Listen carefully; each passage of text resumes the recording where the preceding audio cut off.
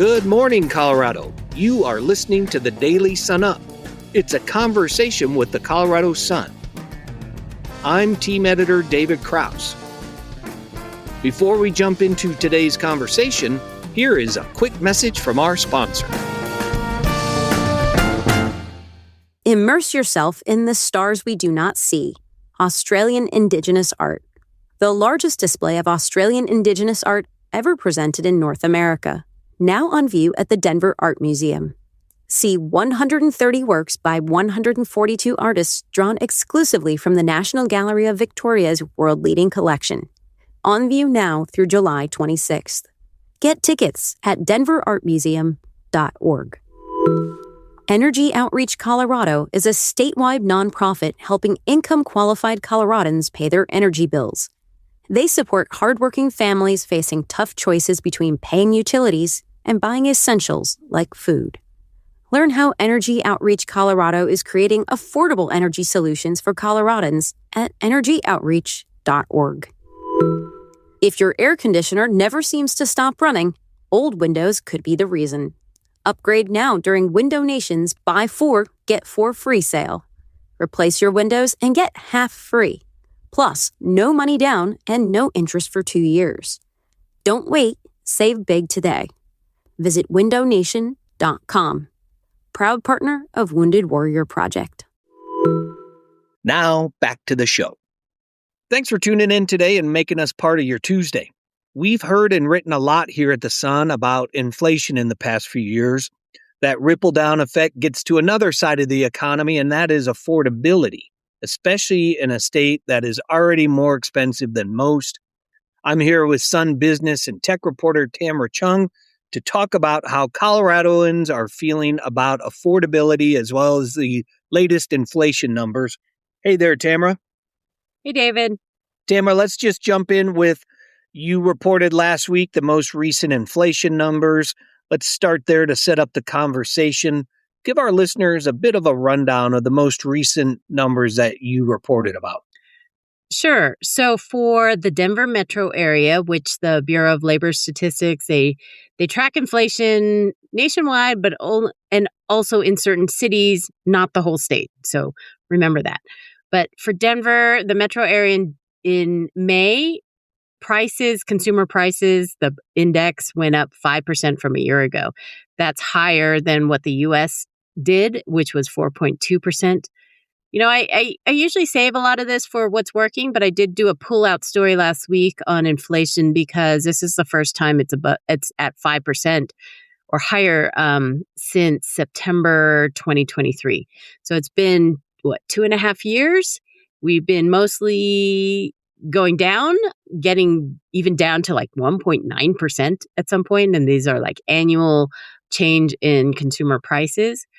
But, you know, as lots of people who live in Colorado know, it does seem like prices are getting higher.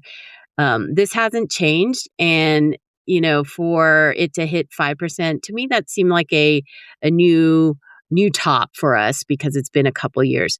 But, you know, this is one month in 12 out of the year. So, you know, we'll see where the trend goes after this. But hitting that 5% seemed a little more significant than most months. Let's get into the why on the 5% real quick. Certainly energy prices, as we've written about, gas prices, overall energy prices. But what other things are we seeing that went up? And is there anything that's gone down in the past year? Well, you are right. Energy prices, so oil, obviously, because we are actually, I think we may be near a truce with the Iran war, but that really moved gasoline prices up higher and, you know, oil as well. So all sorts of anything with transportation, energy, those costs are higher. Also high is apparel, you know, clothing and alcoholic beverages, various reasons for that. But things did go down from a year ago. That would include used cars and trucks. That was down 2.5%. And Dairy and related products was also down 1.4%. So yes, we did see some things drop, but most things did go up. And we are, these are comparisons from a year ago, but I know that inflation has been going up in many categories all year for the Denver metro area. So it's been up and down, I think more so up in the past month. You talked with Jack Buffington, an associate professor at the Daniels College of Business at the University of Denver. Tamara, he talked about affordability versus inflation. What's his take on how these numbers relate and get down to us here in Colorado? Yeah, so the thing that not only did Jack Buffington point out, but other economists I've talked to, is the whole affordability issue. Because even though, when you hear about the inflation rate, I mentioned it's the change in 1 year.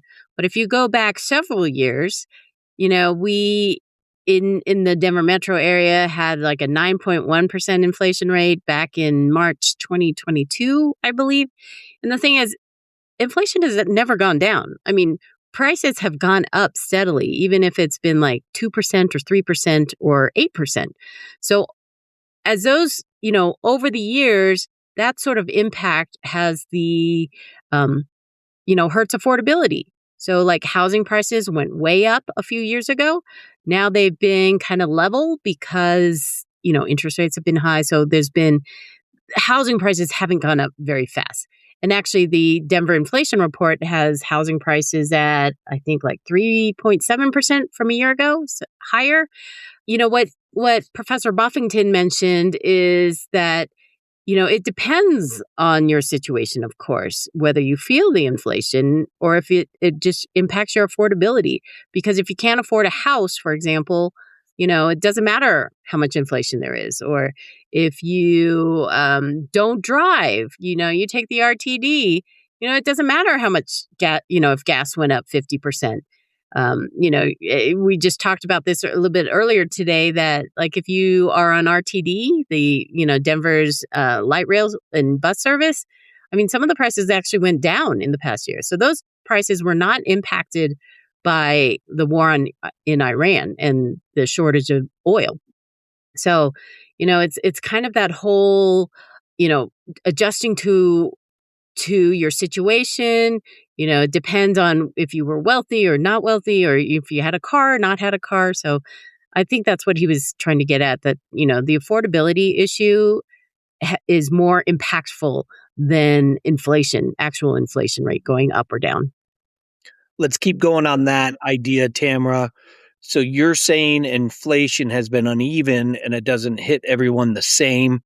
Give us a bit more context for that, if you could. Yeah, I think it goes back to something called the K-shaped economy, which is what economists were predicting would happen after the pandemic. So like during the pandemic, there were some folks who, they lost their jobs, some lost their homes, and it was like a really bad situation for so many people. But on the other hand, there was a lot of folks who had nice homes and could stay in their homes during the pandemic. They could work from home, they could earn more money. So during the recovery, folks who were at a certain point in their lives, their recovery went straight up. Other folks, they went straight down. So that K-shaped is, the upper K is sort of those folks who didn't have to worry so much and are doing way better than they were a few years ago. Whereas the bottom of the K is folks who are not doing as good. And, I look at this with even thinking of, if you don't have a house, you don't have that mortgage. And even though you may be paying more for property taxes and insurance, your base rate isn't going up. Whereas, if you're renting, rents have come down, but, you're still paying more rent than you probably were a few years ago. So, another thing is like the recent SpaceX initial public offering. Out of that, Elon Musk, the founder, is now a trillionaire. And I was just reading a Wall Street Journal story about him, and it mentioned that Musk, in order for him to be that trillionaire, he's been making $3.6 million an hour for the past 31 years. That That is a really big number compared to someone who makes minimum wage, which is, in Denver, which is really high at $20, but that's nothing compared to $3.6 million.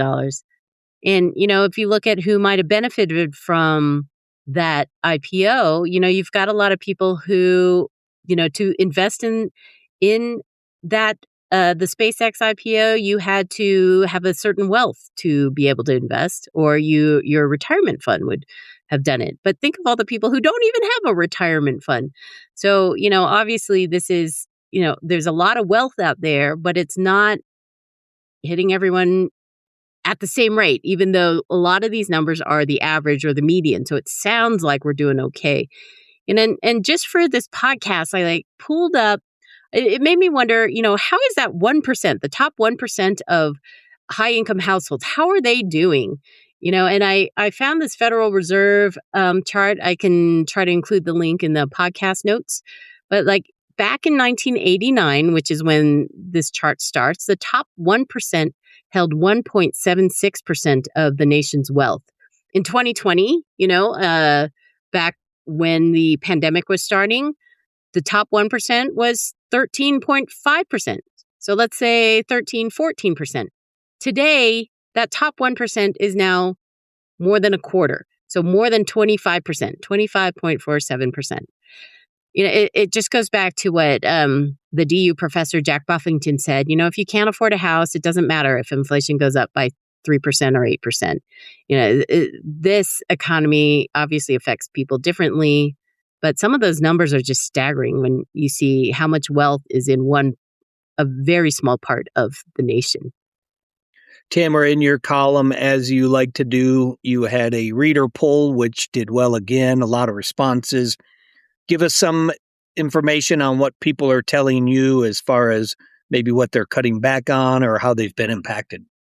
Yeah, so I asked similar questions to the story, asked about inflation and how's the economy treating folks. Got over 140 responses as of Monday morning. 43% blamed, yes, they felt inflation, but they also blamed gas prices. And only 6.3% said inflation had no impact. So it's, obviously it's just what I'm hearing. This is a fun poll. Well, not so fun, but it's just a reader poll I try to put out there to get some feedback from folks here in Colorado to see how they're feeling. And I also leave lots of room for people to just share their little, their opinion of what's really happening in their lives. And lots of people, even though they've felt a lot of inflation pain from the past few years, it's not like they're paying, $3,000 more a month for everything they do, which is how some economists, do put their the impact of inflation. But lots of people just had to change how they live, and I wrote down some examples, like someone canceled food delivery service, someone else started a vegetable garden, someone moved to a cheaper city, someone else dropped their cable and newspaper subscription. And another person, and this doesn't sound very good, but another person said they're taking their medicine every other day instead of every day. So, and another person mentioned that they're using their credit card to pay insurance premiums. So we are getting more into debt, which is not good, and still having to change the way we live.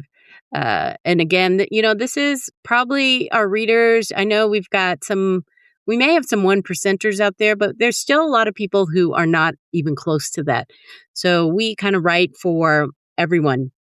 And that's why I like to hear from folks because, it tells us, well, what stories we should be writing about, and, hearing some of these things kind of scares me about Colorado, but it also gives me hope that people feel like they can say something out loud. So, keep reading and keep taking my poll. Please let me use your name and maybe I'll contact you for a future story. You can always reach out to Tamara. Her email is pretty dang simple, tamara@coloradosun.com.